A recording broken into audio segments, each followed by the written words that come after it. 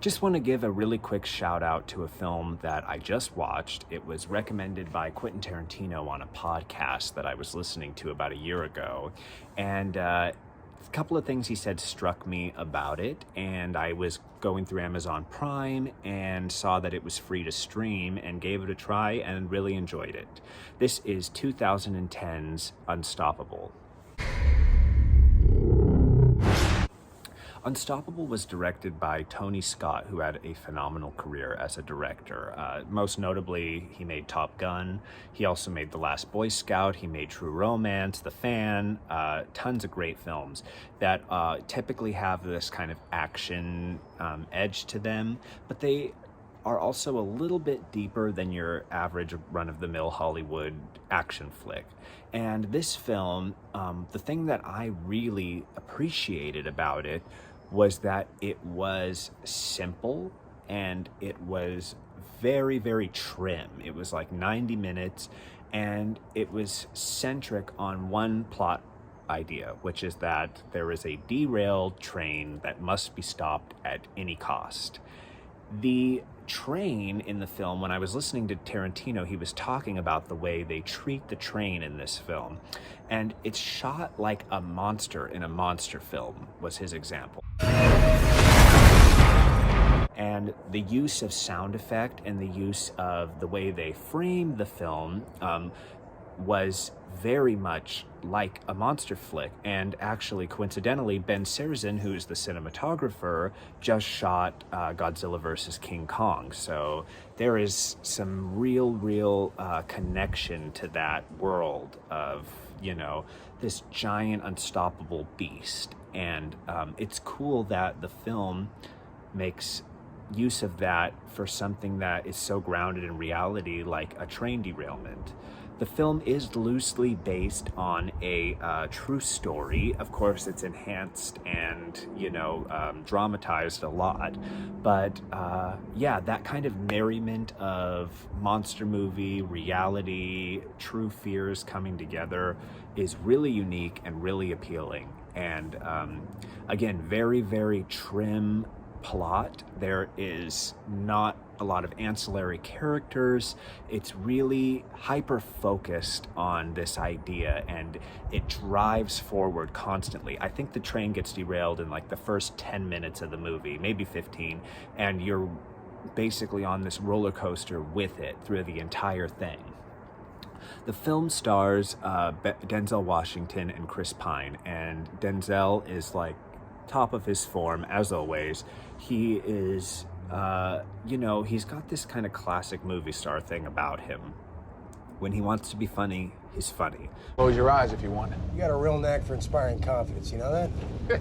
When he wants to be serious and in the world of the thing, you are with him through every emotion.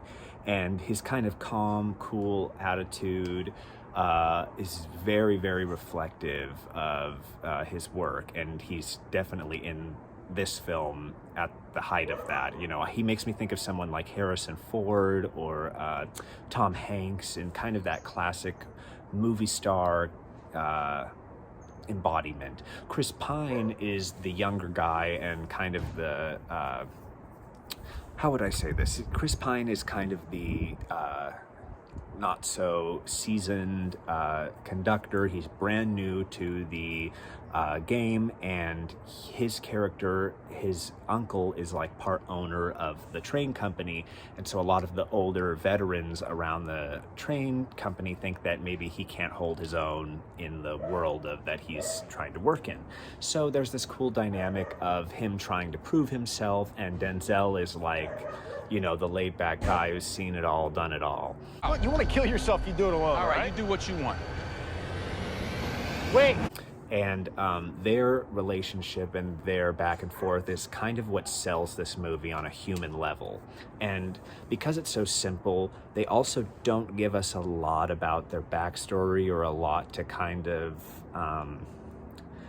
worry about them in depth of character. It's really just about them as people, and we all universally can worry about people who are doing their job and are faced up against this big giant force like a train. And it doesn't doesn't ask you to be too worried about their personal life. There is some things about their marriages and stuff, but it's kind of said in, you know, the way guys would just talk at work, not in this melodramatic way.